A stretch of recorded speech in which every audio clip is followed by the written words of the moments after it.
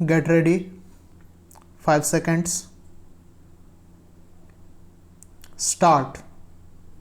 Now, coming back to the question of minorities, you will please find why this particular resolution has been so widely put in that it might include a religious minority as well, a linguistic minority as well, or an economic minority, as some honorable members rightly pointed out.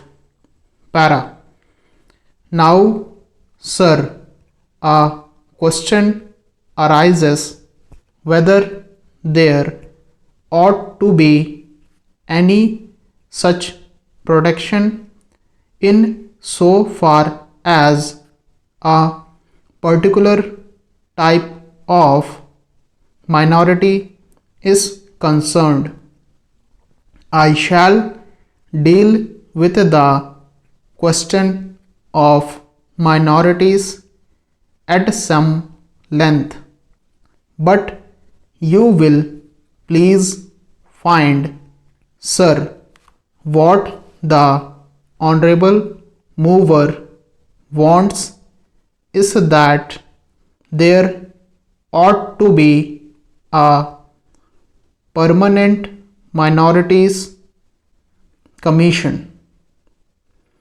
It ought to be endowed with statutory powers.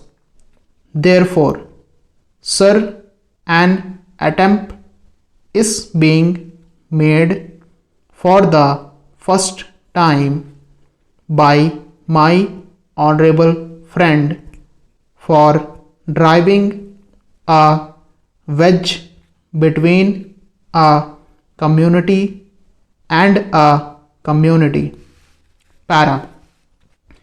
So far as the Constitution is concerned, as my honorable friend rightly pointed out, whenever the question of minorities arises, we have to be extremely careful.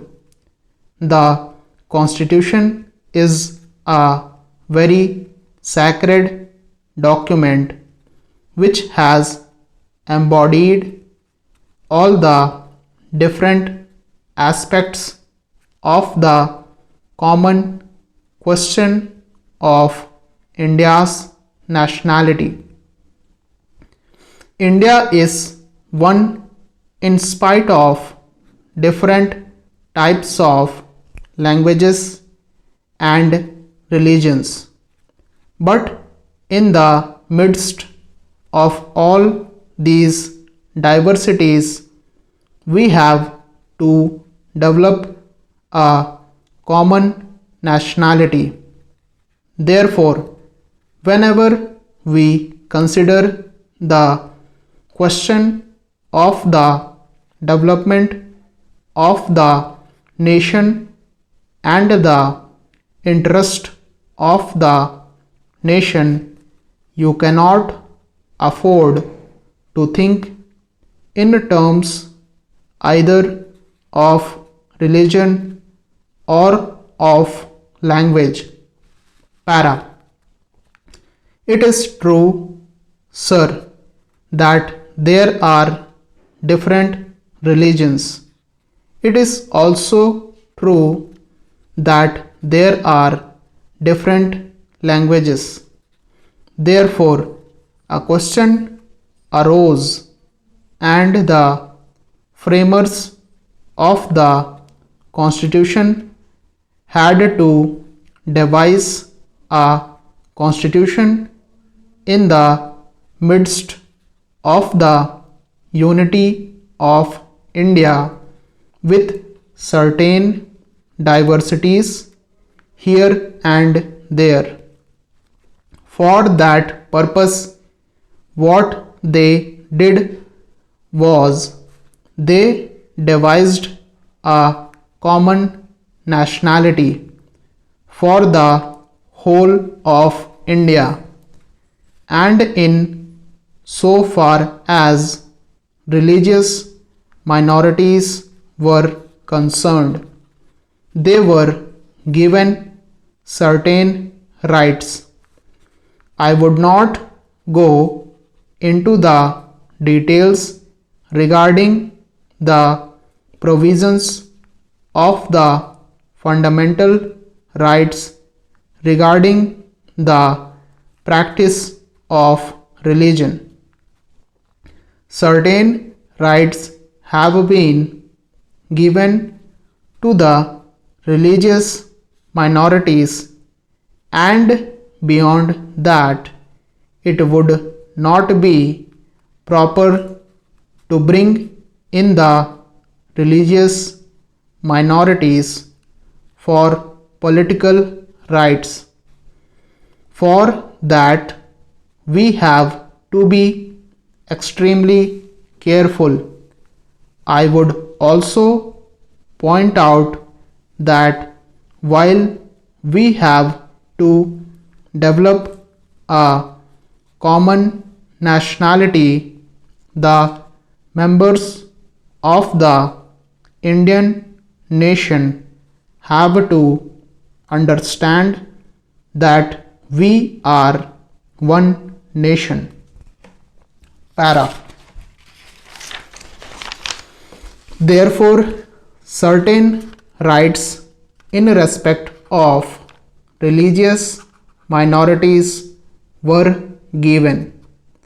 They were fundamental rights, and most of them are justiciable rights. Here we stopped so far as the religious rights were concerned.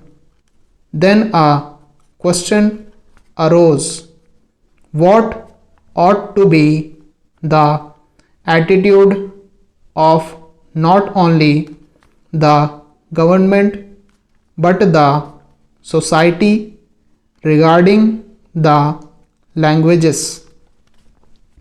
It was true that there were certain interests of the regional languages. Now, these languages required to be developed, but they were not meant for dividing one man from the other. So, in 1956, when the states were formed to a certain extent on the basis of language, what was done was not to have a state with cent% people belonging to the regional language, because there were bound to be people belonging to different languages. That was the reason why this question was considered at great length, and the States Reorganization Commission also went into this question of linguistic minorities. It was bound to arise here and there because they were likely to feel that their rights and safeguards given to them might or might not be properly implemented. So this question was considered first by the States Reorganization Commission, and they dealt with the question whether we should have a permanent minorities commission. They went into it very carefully and shrewdly. They found out that it would not be proper to set up a permanent minorities commission because the result, if not the actual effect, would be that a permanent wedge would be driven between one community and another community. So far as language minorities were concerned, they had a right so far as their own languages were concerned. They had also an obligation to understand the language of the majority in the particular state. It is only by thus coming together that the members of the two language groups would come together and would harmoniously develop, but it was found at the time when the States Reorganization Commission had to consider this that some machinery should be devised for safeguarding the rights of linguistic minorities only, and after full consideration, what was conceded was that only